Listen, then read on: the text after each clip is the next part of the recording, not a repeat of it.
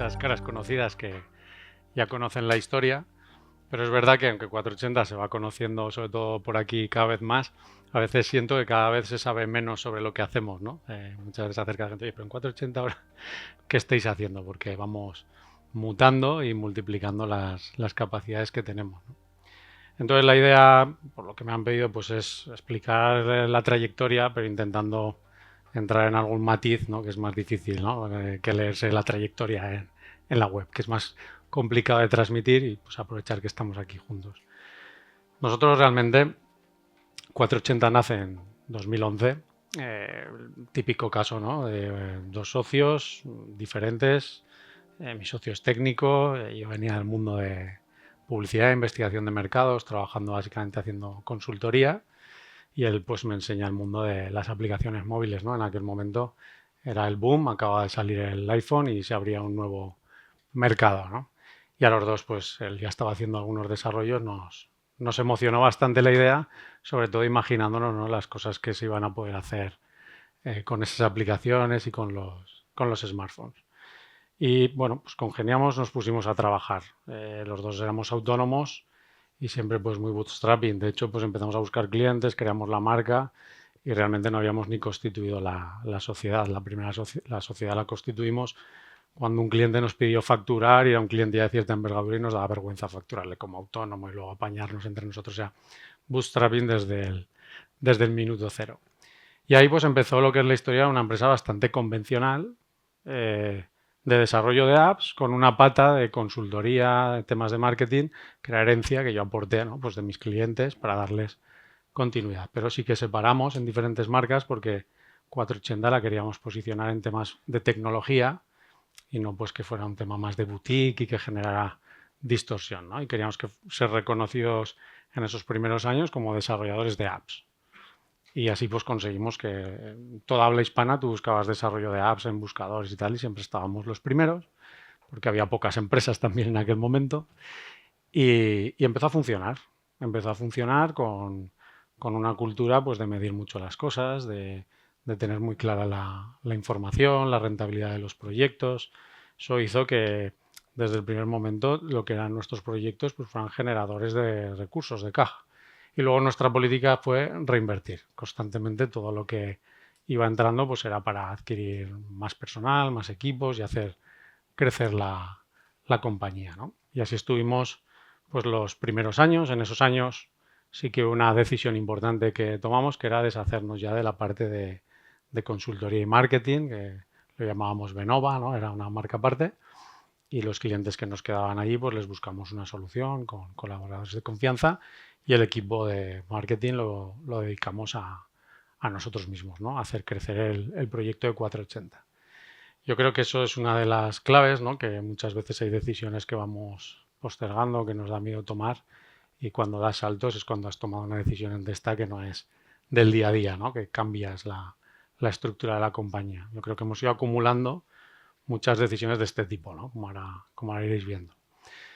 Llegado un momento, todos centrados, yo viviendo el sueño, ¿no? De dejar de hacer consultoría para terceros, que siempre es muy satisfactorio, pero también un poco frustrante porque nunca puedes llegar a dejar el 100% de tu impronta, porque al final es el cliente el que decide con lo que tú le das, lo que decide implementar, ¿no? Y es como que siempre te quedas a medias de lo que a ti te apetece hacer. Entonces yo empecé a ser consultor de mi propia empresa. Y eso pues fue ya una satisfacción. Llega 2014, 2015, la cosa sigue avanzando, pero ya pues empieza a resonar en nuestra cabeza que quizá el modelo de negocio de desarrollo a medida de apps se nos quedaba corto, ¿no? Es decir, no lo veíamos algo que nos enamorara, pues la escalabilidad que tiene es muy difícil, ¿no? Pues, facturar el doble implica tener el doble de personas en tu equipo desarrollando y bueno, y al final pues tampoco es recurrente, ¿no? Los proyectos, pues hay proyectos de larga duración, pero luego llega al final, se te queda equipo sin asignar proyectos, es una tensión. Y pues, queríamos un proyecto que nos permitiera ser más escalables, crecer más rápido y generar ingresos recurrentes, ¿no? Que nos diera más certidumbre a futuro de la continuidad del negocio, de la viabilidad. Nosotros realmente el desarrollo de apps fue un tema que cayó delante y empezamos por ahí, pero hemos sido siempre un equipo no tan apegado a la idea, ¿no? Para nosotros no era El sueño no era ser los mejores desarrolladores de apps del mundo. Intentábamos serlo porque creemos que es lo que busca el cliente y tú tienes que mejorar cuando apuestas por algo. Pero nosotros hemos sido muy versátiles en decir, oye, si hace falta pivotar, se pivota. Si encontramos que ahora hay que dejar no solo de desarrollar apps y empezar a desarrollar pues, también la parte web y ser un poco más omnicanal. Y vamos tomando esas decisiones sin aferrarnos mucho, ¿no?, a lo que es la idea. Hay proyectos que requieren, ¿no?, porque es una idea muy innovadora y requieren poner foco y aferrarse a esa idea. El nuestro, la ilusión era montar una empresa rentable que creciera y que se dedicara a temas de tecnología, que es lo que nos gusta, y para empresas, ¿no? Si defines 480 es B2B, no creamos cosas para el cliente final, para el retail o público general, sino servicios para empresas y en tecnología. Y todo lo que entre ahí, en el sentido más amplio, nos podemos acabar liando y entrando. Entonces, bueno, en esa reflexión de decir cómo poder crecer, tal, pues empezó la idea de vamos a crear producto propio, ¿no? Ya teníamos unos años de experiencia y vas viendo necesidades que se repiten en clientes y después no tiene lógica el ir creándoles desde cero y con la inversión que conlleva y luego lo tienen que mantener, sino pues creamos un producto que resuelva el problema a muchos clientes y a las licencias y eso tiene más escalabilidad. Creamos un montón de productos y casi ninguno funcionó realmente, ¿no? Ahí aprendimos pues, que no solo basta una buena idea, ni siquiera una buena idea y un buen desarrollo, sino que hacer toda la curva de llevar un nuevo producto a un mercado pues es complicado, ¿no? Tienes que sostener ese equipo que está manteniendo el producto. Bueno, cosas que ya sabéis. Sí que hubieron dos que despuntaron más. 480 Interactive, que era para el mundo editorial de agencias de publicidad y les permitía crear sus aplicaciones sin programar, sobre todo aplicaciones del mundo editorial. Llegamos a tener 40.000 clientes, ¿no? Bueno, usuarios como clientes muy pequeñitos, pero concebimos mal la evolución de lo que iba a ser las tablets. Creíamos que iban a tener otro tipo de evolución en el consumo de contenido y bueno, aquello murió y con esa muerte fue muriendo nuestro producto. Y otro producto era Sefici, que era destinado a gestión de tareas y mantenimientos en entornos de campo. Aquel empezó a coger tracción, nos gustaba la idea, pero no conseguíamos que creciera al ritmo que nosotros queríamos. La cuestión es que sí que vimos que había recorrido, que esa solución, o sea, aprendimos cosas positivas. Bueno, todo lo que aprendimos al final un aprendizaje es positivo, ¿no? Pero sí que vimos que era el camino tener producto, pero que para ponerlo en el mercado iba a hacer falta hacerlo de otra manera, que el bootstrapping ya es mucho más difícil, el autofinanciarte, el ir poco a poco, pues te adelantan por la derecha y más en aquel entonces que había muchos fondos invirtiendo y metiendo mucha gasolina a los competidores, ¿no? Y bueno, ahí es donde dijimos, bueno, vamos a ver cómo lo han hecho otras empresas. Entonces, literalmente, pues, sobre todo empresas españolas, para que pudiéramos sentirnos reflejados, ¿no? Porque a veces nos vamos a Silicon Valley, pero eso es otro mundo y con otras reglas. Pero había empresas en España que han funcionado, pues bajaban sus balances, PIG, toda la información pública que era posible hacer, Mystery Shopper, pues, toda la información que podíamos obtener de esas empresas y les hicimos una radiografía. Aprendimos y a la vez nos dimos cuenta de una cosa, que en el tejido empresarial español, en el segmento de compañías de producto informático y todo esto, las empresas promedio eran muy pequeñas. O sea, hablamos de empresas que en aquel momento estaban facturando de promedio 500.000 euros. Eso es muy pequeño para este sector. Y al contactar con algunas, dimos con empresas que estaban un poquito más allá, que facturaban algo más, 1 millón, 2 millones y algo, muy rentables, que habían llegado por un camino muy de la mano del cliente, creando un producto a la vez que el cliente le iba presentando las necesidades, que lo habían hecho muy bien, pero que pues, llegaban a un punto donde parecía que no progresaban más, ¿no? Pues muchas veces porque los dueños, a lo mejor ese camino les había costado 20 años. No penséis en startups ni... Son empresas consolidadas, pues que en nichos muy específicos habían hecho un recorrido muy bueno, los dueños habían ganado dinero a esa escala, pero ya veían que no, que aquello pues ya tenían 20 empleados, que tener 30 ya no lo veían y es donde nos abrió la mentalidad de decir, ¿y si compramos una de estas empresas? ¿No? Y ahí, claro, ahora lo contamos y suena todo muy natural, ¿no? Pero cuando tú eres una empresa de facturas, no llegas a 2 millones y planteas comprar una empresa de 2 millones de euros que gana más dinero que tú y tal, pues la gente pasaba un poco de nosotros, ¿no? No, la financiación nos costó 1 año y pico, convencer a la gente y tal. Pero Al final lo conseguimos y hicimos nuestra primera adquisición. Porque la lógica era aplastante. Aquí estábamos luchando contra las creencias. Y eso es uno de los aprendizajes de ese momento. ¿Cuántas decisiones no tomamos? No porque hayamos hecho los números y un análisis claro, sino porque existe la creencia de que eso no es normal, de que eso no es para una empresa como la tuya, que eso... Pero claro, a mí, a nuestro equipo, todo eso hemos aprendido a que nos dé igual. A nosotros se nos tiene que demostrar las cosas con datos y hechos. Y eso es uno de los aprendizajes también a nivel de empresa, que es muy difícil poder pensar con claridad. Hay tantos datos, tantas opiniones, tanta información, que separar lo que es la información útil, clara, que a ti te va a ayudar a tomar una decisión del resto, es muy difícil. Podemos encontrar datos que argumenten un punto de vista y el contrario a la vez. Podemos encontrar muchos datos que nos den la razón, ¿no? En analítica, en marketing, ¿no? Las vanity metrics, que hago una campaña y me lleno de vanity metrics, personas impactadas, gente no sé qué, y dices, bueno, pero ¿dónde está el dato que a mí me va a ayudar a mejorar, ¿no? Y eso siempre lo hemos tenido como muy arriba de eliminemos ruido, dejémonos de opiniones, dejémonos de creencias, que nos está diciendo la información y nuestra experiencia, ¿no? Y nos lanzamos, hicimos esas adquisiciones y para este modelo, pues como os decía, la financiación era complicada. Estas primeras compras sí que conseguimos hacerlas pues con al final clientes que nos conocían y personas que nos conocían de toda la vida y las oficinas del banco que llevaban nuestras cuentas desde el principio. Todos los ventures de fondos de España que yo visité pasaron del proyecto, porque realmente no es una tesis muy fácil para este tipo de financiación. Y emergió la idea de salir a bolsa, ¿no? La primera idea que se nos ocurre es comprar empresas y la segunda salir a bolsa, ¿no? Una empresa de Castellón, tal, todo muy normal. Y de nuevo, la barrera, ¿no? Hay cosas que incluso las piensas y lo primero que sientes es vergüenza de contarlas. Esa es la primera barrera, ¿no? Que tú salgas aquí con primero a tu propio equipo, decir, oye, que he pensado que debemos de explorar salir a bolsa. Cabeza, hostia. Bueno, ya te van conociendo, ¿no? Y luego al final te vas rodeando de gente que tiene que estar un poco igual de loca, ¿no? Pero lo que ocurre es que cuando lo que propones está sustentado, no es una ensoñación ni una cosa de ego, sino que lo tienes muy bien sustentado y hablas de la idea, pero luego viene el plan y los pasos que hay que dar, ¿no? Vamos a llegar a la luna, pero es que hay un plan que lo hace viable y es una cuestión de tiempo, recursos y ponerse a dar esos pasos.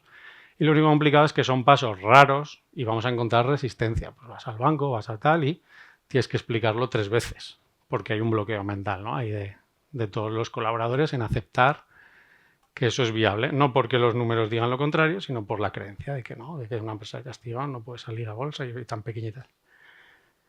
Y bueno, fuimos estructurando, viendo lo que había que hacer y tuvimos la suerte, los golpes de suerte son fundamentales en la compañía, ¿no? O sea, la suerte es un factor determinante, pues yo lo pienso así.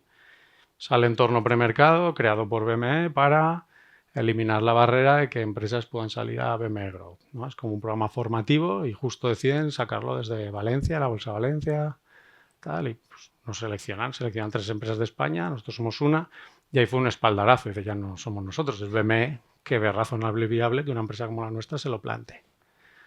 Y empezamos a prepararnos, formarnos del 17 al 20. Planificamos en 2020 la salida. De hecho, la fecha era para marzo del 2020. Muchos recordaréis lo que sucedió allí. Ahí ya, eso ya no fue buena suerte. Pero bueno, de nuevo lo de siempre. Paramos, analizamos la situación y al final salimos en octubre del 2020 a bolsa. Y desde ese momento hasta ahora hemos adquirido 8 o 9 empresas más y hemos cambiado nuestro chip, nuestra filosofía. ¿Cómo? Haciendo lo que os he dicho antes. Prueba, error, medir y tomar decisiones, ¿no? Es súper importante. A veces perdemos demasiado tiempo en pensar. Llega un momento que tú puedes pensar una situación mucho, pero dices, esto ya es especular. No tienes datos para...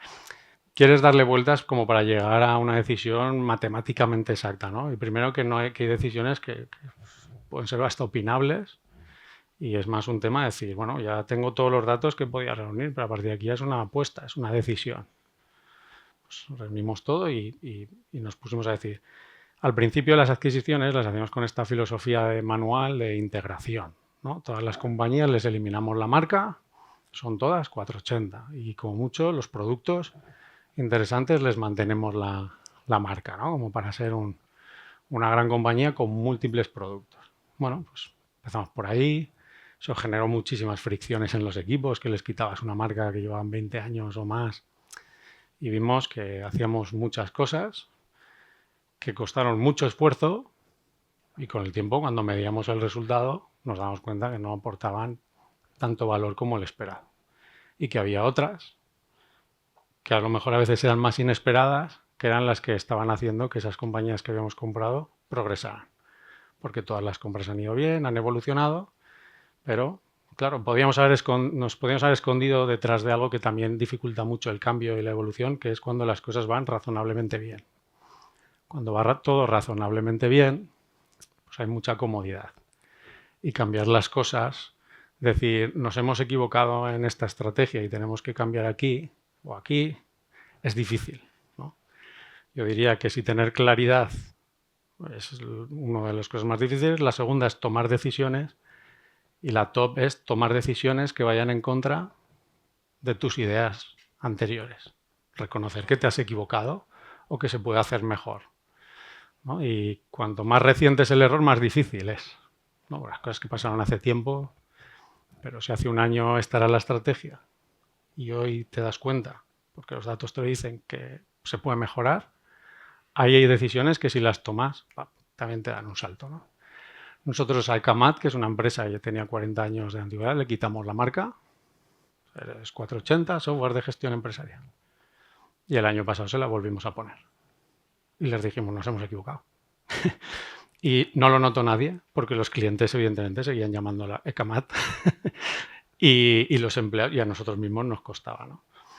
Y entonces en este cambio revisamos más de 200 tareas y actividades que hacemos con las compañías que adquirimos y las fuimos clasificando una a una con los datos del impacto que habían tenido en su posicionamiento, en la evolución.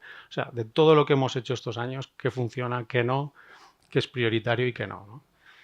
Y fuimos evolucionando, ¿no? Nuestro modelo actual es que 480 actúa como holding. Es una marca que posicionamos en el mundo de la tecnología, el conocimiento, que nos damos el gusto de tener un podcast, un plan de divulgadores, ¿no? Es una marca que le gusta a la gente que trabaja en nuestras firmas, que le gusta a la gente que está pensando en vendernos su empresa. Es una marca que abre puertas y eso nos lo dicen las compañías que les abrimos, que hemos adquirido. Pero luego cada una de las compañías que hemos adquirido, pues les estamos dando independencia. Desde esta holding acumulamos conocimiento, buenas prácticas, playbooks, tenemos un equipo de estrategia y operaciones que hace que estas empresas estén conectadas, que les damos el extra que una empresa de ese tamaño cuando va pequeño no puede hacer, ¿no? Pues proyectos de innovación. Entonces, tenemos algún proyecto de innovación, son 3 millones de euros, una empresa que facture 2, 3 millones no lo puede hacer sola. Pues son proyectos transversales que hacemos desde la holding. Es decir, en la holding nos centramos en aquello que realmente puede aportar valor a las filiales, pero a las filiales les dejamos que sean auténticas, que sean como tienen que ser ellos que conocen a sus clientes, ¿no?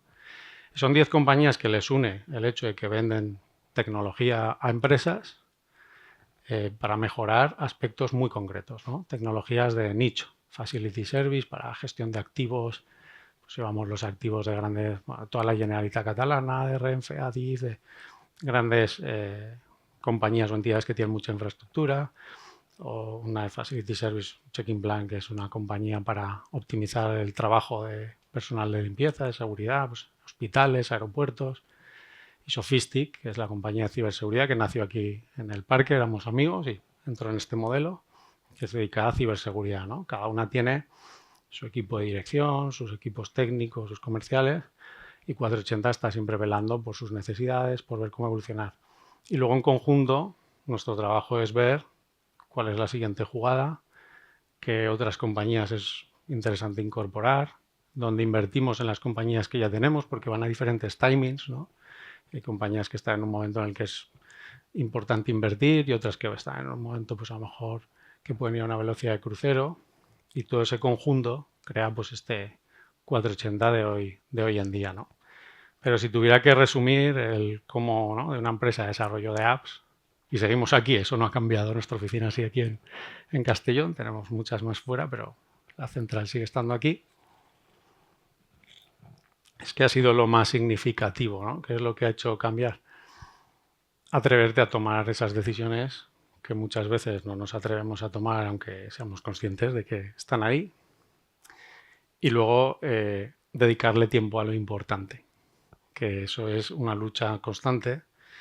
Y para nosotros el recurso más importante de la compañía es el tiempo.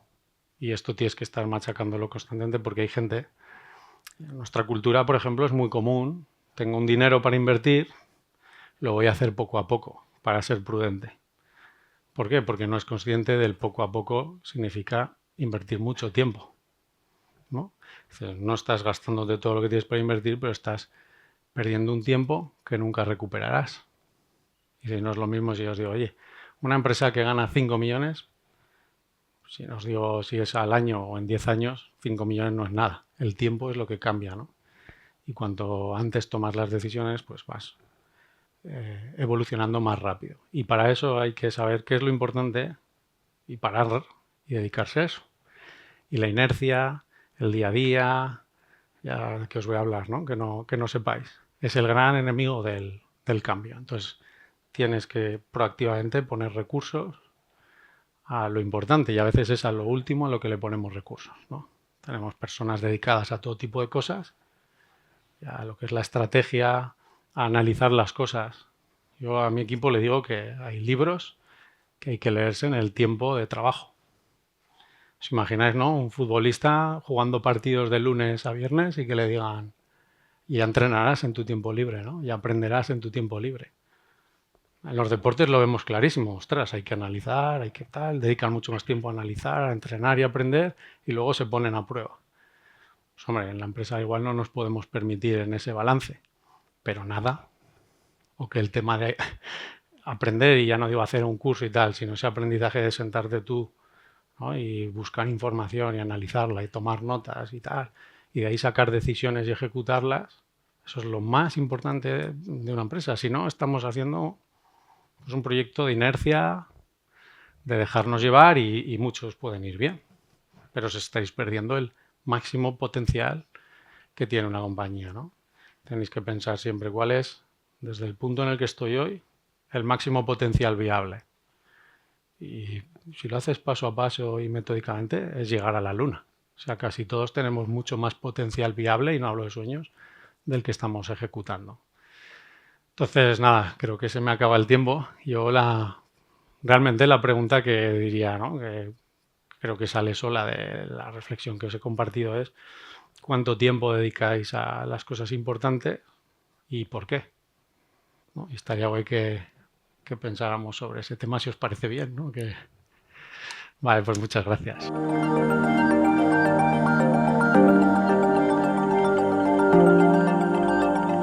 Nuestra historia es la historia de dos tíos de Castellón que desde la nada pues nos juntamos un día y dijimos, y después de trabajar con una experiencia, a ver, esto funciona, un momento. Espera, a ver. Bueno, no sé si está operando. Ah, vale. Sí. ¿Veis? Tan inteligente no soy. Eh, eh, trabajamos por cuenta propia, hacíamos consultoría.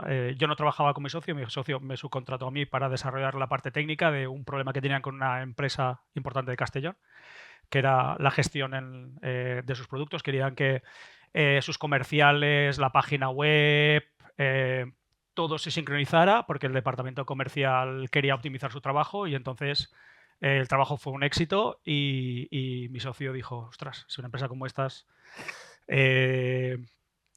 no tenía nada montado, quiere decir que a lo mejor el mercado está muy verde y podríamos plantearnos el crear una empresa que se encargara de solucionar estos problemas. Entonces me hizo la propuesta y yo le dije que era una locura porque los catálogos de las empresas de cualquier fábrica del mundo ya podéis imaginaros que son cada uno distinto, muy complejos. Pero dije, bueno, como estamos los dos locos, nos metimos a hacerlo. Entonces, descubrimos a los 2 años que éramos una herramienta core. Una herramienta core que significa que si que quien nos contrata se equivoca, le despiden. Entonces, claro, nosotros teníamos una estructura también muy pequeña, como 480 al principio, éramos estos 2 pringados y estos 3 de detrás.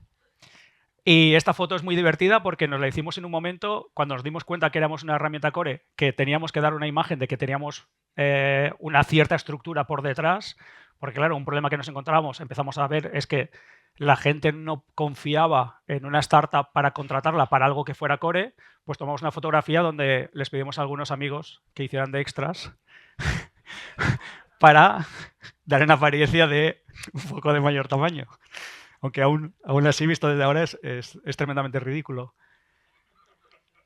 También nos dimos cuenta que no importaba solo lo que hacíamos, sino lo que representábamos para nuestro cliente. Para nuestro cliente representamos su mecanismo de comunicación de su información de producto. Básicamente nosotros les ayudamos a vender. Entonces, tuvimos que cambiar también nuestra forma de comunicar.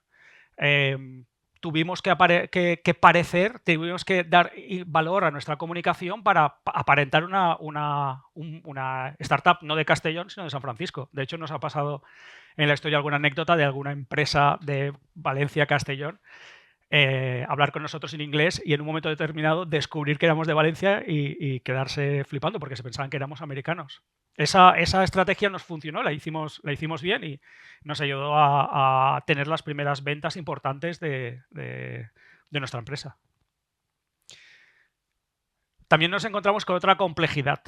En nuestro sector pasa mucho en la venta B2B que a veces tienes clientes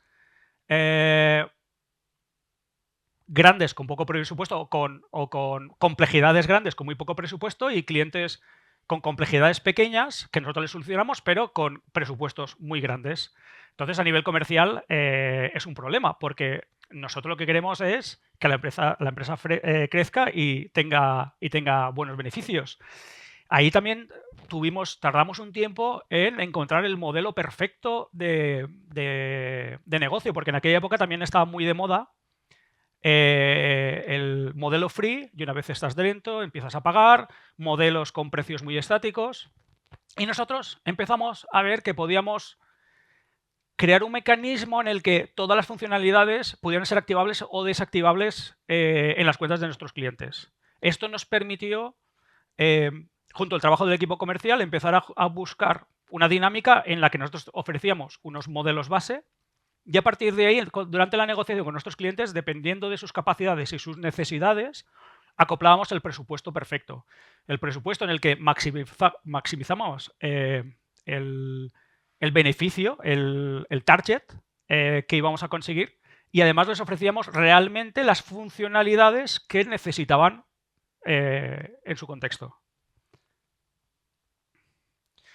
Packs modulares, precio ajustable, cero fricción comercial.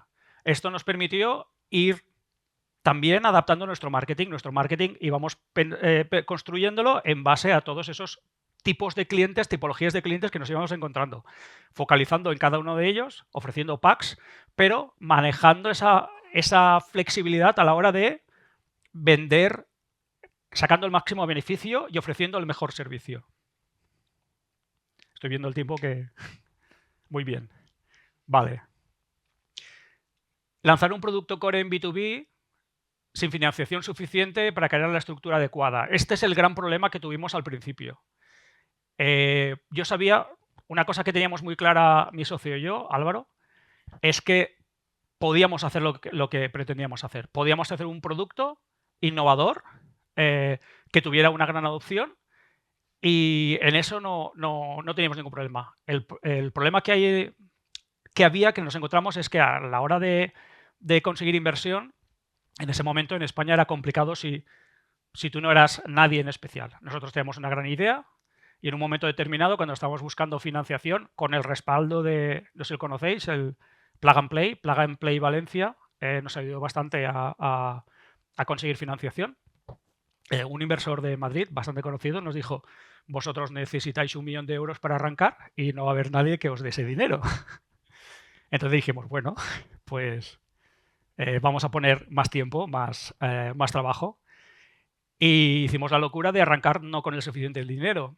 Ahí tuvimos más latencia a la hora de hacer que nuestra marca, nuestro branding creciera a nuestro alrededor. Nuestros competidores principales directos nacieron en la misma época que nosotros. Ellos sí que arrancaron con más financiación, pudieron expandir más la marca.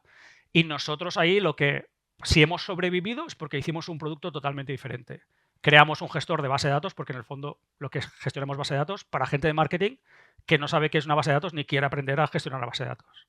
Por eso introducimos mucha complejidad dentro del producto para montar un sistema extremadamente fácil y amigable de utilizar. Ahí sufrimos bastante. Yo tenía el pelo negro antes de empezar y ya me veis. Con el trabajo duro, luchando por tener la primera gran ronda de inversión, en la que aquí sí que tuvo mucho valor seleccionar muy bien al inversor. Nuestro inversor tenía que aportar dos cosas, una es dinero y la otra es negocio, mercado. La inversión fue un mix entre un inversor con una pata en Tel Aviv, que tenía, aparte de fuerza inversora, tenía también conocimiento de lo que significa una empresa tecnológica, y otro inversor que era una empresa tradicional, muy focalizada en producir, y que además nos acababa de ofrecer la capacidad de tener la suficiente estructura y el respaldo para que nuestros clientes, sobre todo cuando íbamos a clientes de mayor volumen, pudieran estar seguros de que nosotros estaríamos aquí el año que viene, el siguiente, y les ofreceríamos servicio siempre. Para eso construimos un equipo joven de muchas nacionalidades. En este sentido, creo que apostar por Valencia y Castellón para tener la sede fue extraordinario, porque nosotros somos un polo de atracción multicultural muy grande ahora mismo. La gente llega aquí por la calidad de vida, por la calidad de los estudios, por las oportunidades y por el bienestar.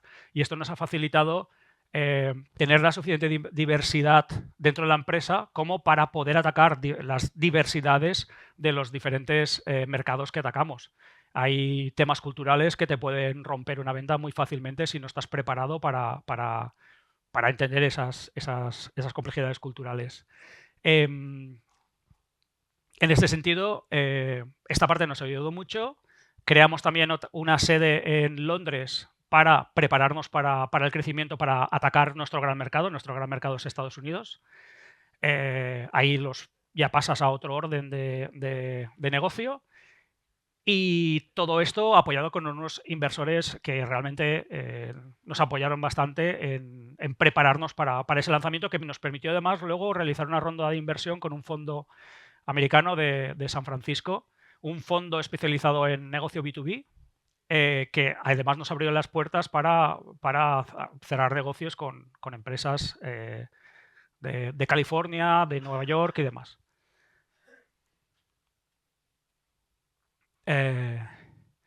Ahora mismo no vendemos solo software, vendemos toda una estructura. Vendemos confianza, estructura, calidad.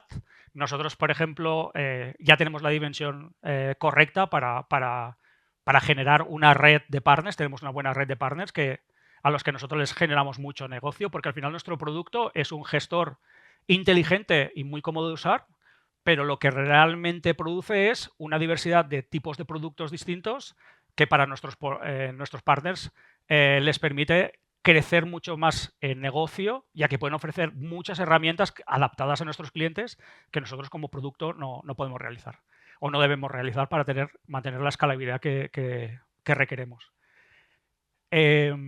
Ahora mismo, por ejemplo, nos hemos podido permitir tener la ISO 27001 de seguridad perfectamente implantada, procesos perfectamente implantados, una gestión comercial y de Customer Success, de atención al cliente, muy potente, pero el camino hasta llegar aquí ha sido duro, y a veces hemos tenido que tomar decisiones bastante difíciles. En un momento determinado, en vez de hacer crecer el equipo técnico, tuvimos que hacer crecer al equipo comercial y de Customer Success, porque el servicio a un cliente empresarial es muy importante, y que te vean que estás a su lado es lo más importante para nosotros. Hemos visto morir algunos proyectos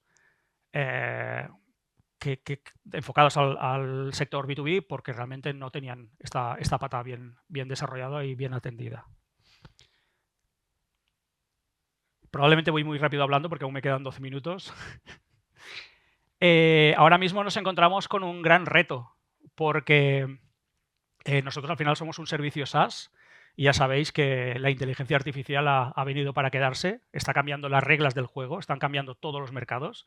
Lo que antes era difícil ahora se vuelve fácil de realizar a nivel de software. Puedes soñar en lo que quieras porque probablemente se puede hacer, si no hoy, mañana. Y cuando digo mañana es mañana. Esta semana, por ejemplo, ha sido increíble en el mundo de la tecnología y la semana que viene va a pasar lo mismo. Entonces, un gran reto durante el último año ha sido desarrollar toda la filosofía de integración de nuestro producto con la inteligencia artificial de una manera sólida e inteligente. Es muy fácil equivocarse en este punto porque te pasas o porque te quedas atrás. Ahora mismo yo puedo imaginar muchas empresas tecnológicas que están en su último momento y aún no lo saben. Nosotros queremos intentar evitar esta parte. Tenemos la suerte de que nosotros la parte de servicio a nuestros clientes es muy importante. También tenemos la suerte de que tenemos mucho conocimiento sectorial y tenemos una enorme base de datos de más de 20 millones de productos que nos permiten construir cosas inteligentes por detrás muy chulas. Y sabemos que nuestra misión de construir un producto que haga magia ahora se puede convertir en algo mucho más espectacular. Pero es muy complicado, es muy difícil, es un momento muy complejo. También en nuestro sector tecnológico que ha habido, no sé, un crack desde el 2023 que ha cambiado todo. Han habido una transformación enorme, cambios en financiación, despidos masivos, todo está cambiando. Este año también ha arrancado con la problemática de arancelaria, que la problemática arancelaria lo que ha hecho es que muchas empresas, sobre todo fabricantes distribuidores que tenían unas previsiones de ventas de aquí a final de año, de repente no saben si algún mercado tan grande como Europa, Estados Unidos, China, se les va a caer o no. Entonces, eso está pasando que en todo el sector SaaS ahora mismo, bueno, a todo aquel que ofrece servicios a otras empresas de fabricantes y distribuidores, que son enormes, es enorme, vean que se están aletargando las ventas, hay decisiones que estaban prácticamente cerradas que se aletargan. Entonces, todas estas complejidades también las estamos gestionando ahora mismo y estamos preparando a la empresa para un año complicado y esperando, además, estar acertando correctamente con toda la implementación de inteligencia artificial en la que creo que vamos a ser innovadores con respecto a nuestra competencia, porque ya viene en lo que decíamos antes, nuestros valores. Uno de nuestros valores de la empresa es que el cliente sienta que estamos haciendo magia, pero para él, para que se sienta, tenga el poder. Nosotros lo que siempre nos hemos esforzado es hacer sentir a nuestros clientes que tienen ellos el poder en sus manos,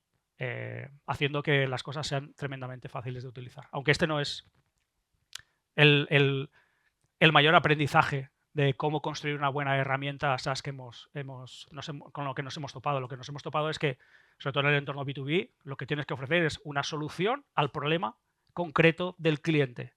Y eso va más allá de la propia visión y la filosofía del producto. Ahora mismo nosotros, con una red de partners tecnológicos bastante importante y con alguno con relación con 480, estamos creando esas soluciones perfectas para que la implementación en nuestros clientes sea lo más rápida posible y suceda, porque a veces, todos sabréis que con productos tecnológicos muchas veces hay implantaciones que se aletargan y al final no surgen como se esperaba porque hay por medio demasiadas complejidades. Nosotros una lucha que siempre hemos tenido es intentar romper con todo eso. Y ahí estamos. Este es nuestro momento. Puedo decir que he vivido fuera de mi estado de confort durante los últimos 11 años y yo creo que seguiré así durante un tiempo más.